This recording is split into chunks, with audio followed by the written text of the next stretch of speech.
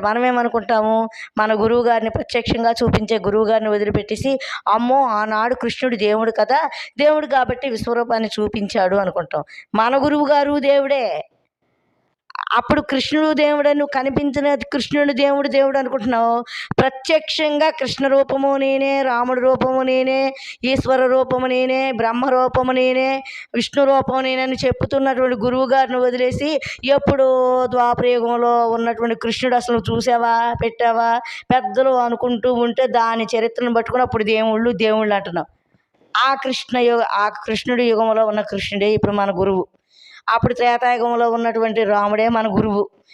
సత్యహరిశ్చంద్రుడిగా ఉన్నటువంటి వాడే మన గురువు. అందుకే గురు బ్రహ్మ, గురుర్విష్ణు, గురుర్దేవో మహేశ్వర, గురు సాక్షాత్ పరబ్రహ్మం. ఆ ముగ్గురు దేవుళ్ళు ఒక కృతయుగం